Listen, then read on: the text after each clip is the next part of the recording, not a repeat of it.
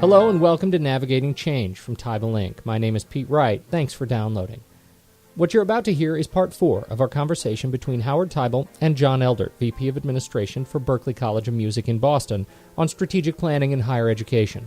If you missed the first 3 parts of this conversation, make sure to visit teibelinc.com/podcast to get caught up and subscribe to the show. Without further ado, I'm thrilled to present our conversation with John Eldert and Howard Teibel on Building Your Vision 2020.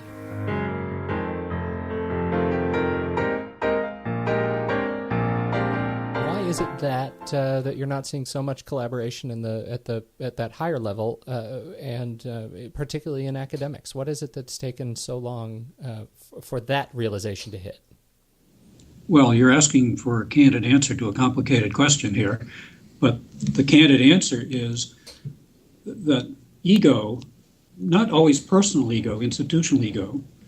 Does Harvard see that it can benefit by collaborating with Berklee, for example? Well, Tufts and Boston College and Berklee can collaborate to mutual advantage. So those are 3 very different kinds of institutions. It can be done, but it takes an understanding of that. 2, the personal risk of the players. Your purchasing manager or your benefits manager has to be assured that their head isn't hanging in the balance by taking the risk of doing something different than you've been doing for the last 100 years. So that's a leadership challenge. Someone has to tell them it's okay to experiment. It's okay if it doesn't always work out, or to your point, Howard, it doesn't work out in the next 6 months. Yeah. It's going to take us 2 years of investment in health management to begin to see 8 or 10 or 12% reduction in our benefits claims. The other thing I see, John, is that when a president takes over in their role, they come up with some key initiatives in the length of their term, whether it's 5 years, and there's only so much you can take on. Well, there's almost these really complex organizations like a BU or an MIT or a Harvard, you can't see down into that complex an organization because of its scale to have any sense of the inner workings with much fidelity. Yeah. So that's not your zone to play in. Right. And I think all of these are descriptions of the effect of limited bandwidth. We are bombarded by so much stimulus that the ability to focus on the things that matter is the differentiator. Right. And what John and I have agreed on is that one of the key things, and I see this all the time, is that if you can give people a template or a structure to start putting the data in together so they can begin to see the patterns versus waiting for them to sort of have this epiphany and realize it ties, that's not going to happen. There's a bit of a hand-holding, and then what happens is the momentum begins to build because other institutions goes, look what this institution did. And then they want a piece of it. And that's how I've seen these positive momentums happen. Like service centers was a concept that some have had for a long time, but it is now becoming, and the economy was a driver on this one, where everybody's talking about we need to do more shared services because it's going to be a way that we're going to get economies of scale and we're going to be able to save money potentially on not having to continually hire a new staff person for every single job. We can retain what we have. Mm-hmm.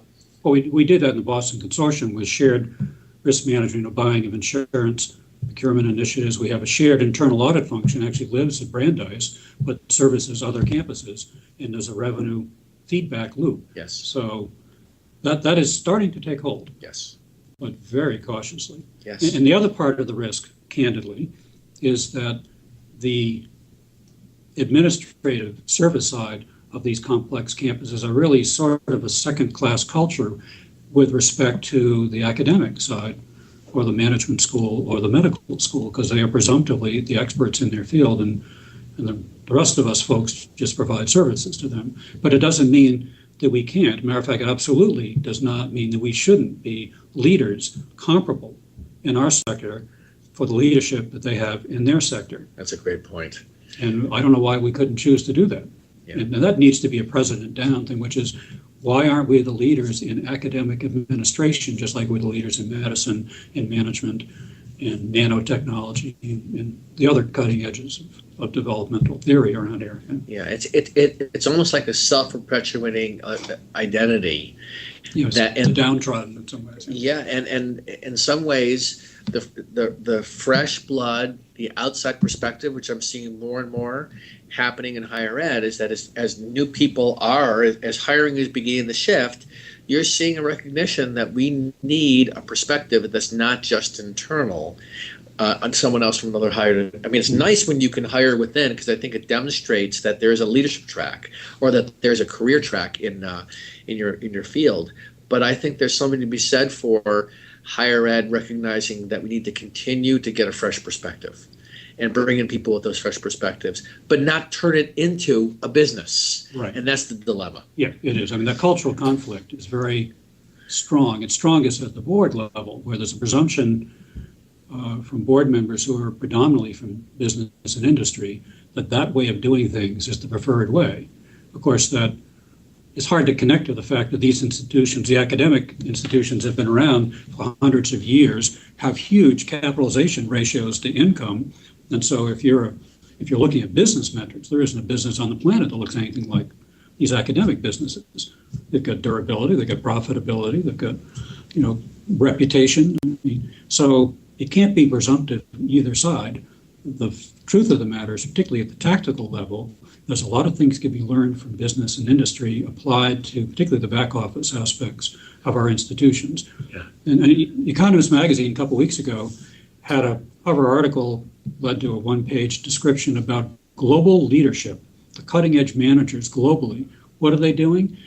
They are fierce competitors in their business lines, but they're collaborators in their back office stuff, because taking that rising tide all boats metaphor, they figured out if they own together the distribution network, even though they're competing on the product line, they're still better off together doing that than all the rest of the competition who are still doing the distribution in the old-fashioned disconnected way. And they're sharing common parts behind a very different product line. And that's we got to be doing the same thing. Yeah, that's so out of the box, because there isn't a distinction there isn't a critical enough thinking of it between what it is we're sharing that's going to help all of us versus we can have that, but we can also compete on something different. It's not one or the other. Yeah, we had John Walda and some representatives from IBM come talk with the consortium board, Boston Consortium Board, a couple of years ago. And the theme there was fascinating. John Walda, the president of Nakubo. They were talking, IBM was talking about, what if we ran a shared services procurement accounts payable operation in the background? I mean, there's no identity in that. There's no reputation in that. It's a pure business transaction. Do it and extract off the margin and do more productive stuff with it. On that same theme, when you look around, we're sitting at the 7th floor looking out over Harvard and MIT right now. When you look at the greater Boston area and you say, wow, these guys have spent somewhere in excess, something like $300 million in the last 10 years since Y2K on ERP systems. Nobody likes what they got and nobody's done.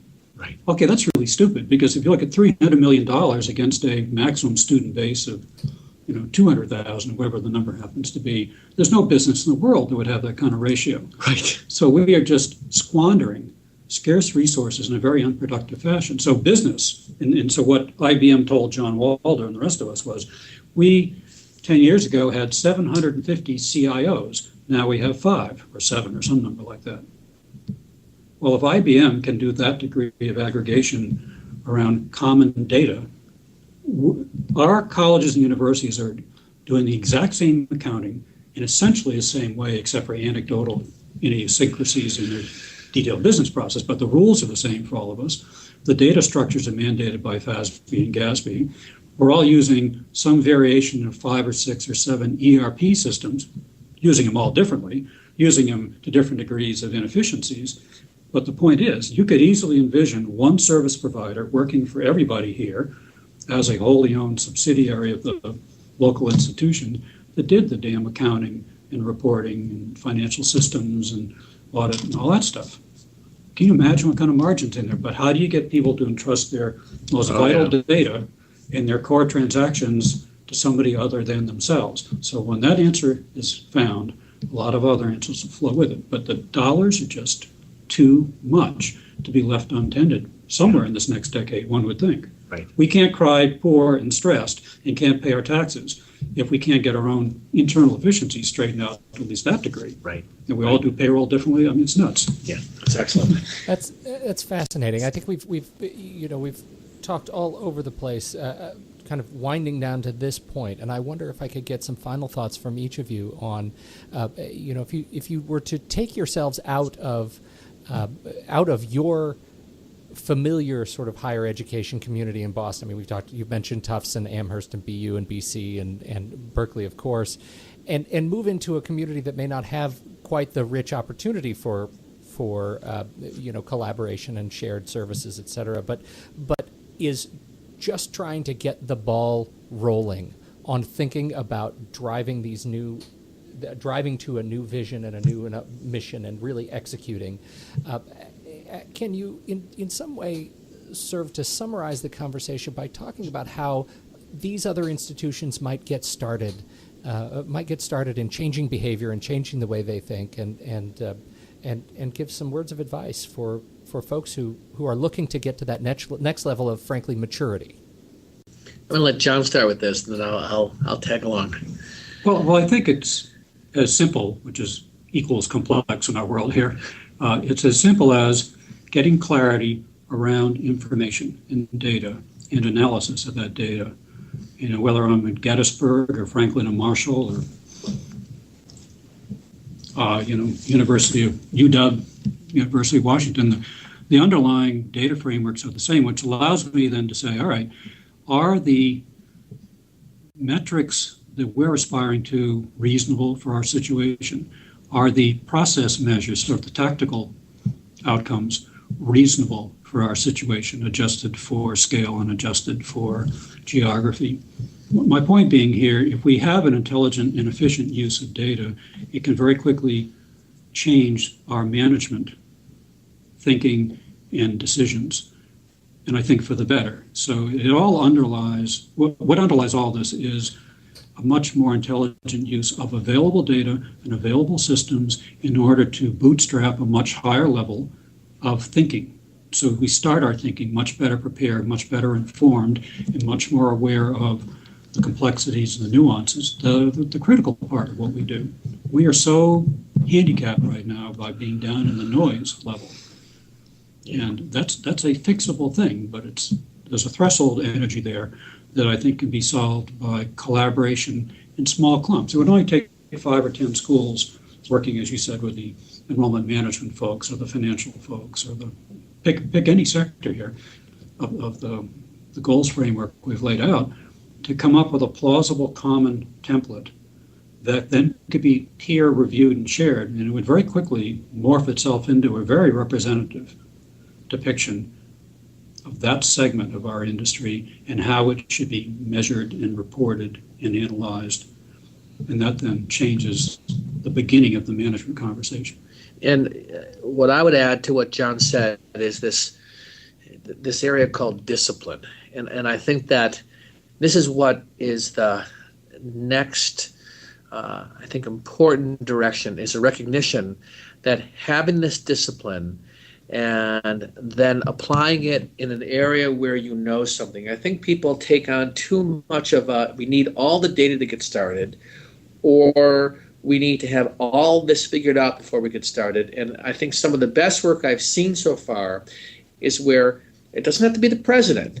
It could be somebody who knows their area, that's overseeing their particular area, whether it's the facilities area, whether it's enrollment management, and say, let's put some discipline around this and use this as a framework, understand our data, where we're trying to go, have a common set of language that we're going to use to represent this, and then see it from the beginning to end, and then use that as a way to share with others, recognizing that the discipline, just like working out, you do not see the results right away. You know you'll get there if you stick with it.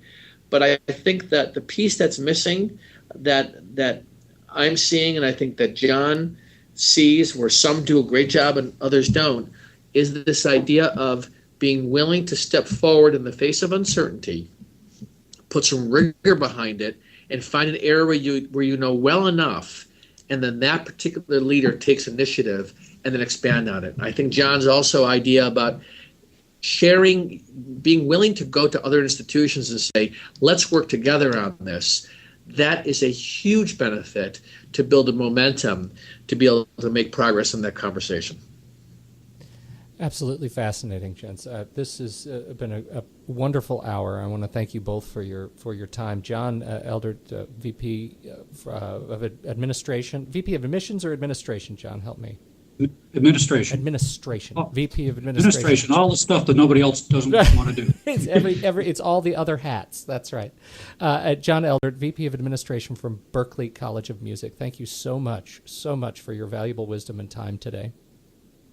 Yes, thank you, John. Well, my pleasure. It's fun to talk about this stuff, and it's actually fun to work on it. Yeah. Well, that's what John and I are doing, by the way, Pete. We are working on this together. Fantastic. So what is the next step, Howard? I mean, are you working on a paper or presentation for NACUBO? Is that where we can see more about this, or when can we digest more of it? Well, John and I are going to continue this dialogue. We are starting to write some things. We're going to. The plan is to put out a white paper and ultimately to find some opportunity to speak about this in a way that can really produce some positive action in some of the institutions that we come in contact with. So we've got a lot of sort of diagrams and pictorial elements to add on to the words here. We've got some fledgling templates that capture some of the relationships, just waiting to have data put into them. Yeah, sure. So we're not starting from scratch. Surely. Well, it's clearly a fodder for great further discussion and exploration, and I think we look forward to being able to post more about it and give more resources to folks. This is a great discussion. So again, thank you for your time, and thank you to all of our listeners for joining us for this discussion. For downloading the show, you can learn more about the show at teibelinc.com. Just look for the Navigating Change podcast link. You can subscribe to the show in the iTunes podcast directory for free. Just go to open iTunes in the iTunes store and search for Navigating Change. You will find us. Very easy to spot there. And as ever, if you have any questions or comments, please write to us on the show. You can contact us through the website at teibelinc.com. On behalf of John Eldert and Howard Teibel, my name is Pete Wright. Thanks again for joining us for this issue of Navigating Change.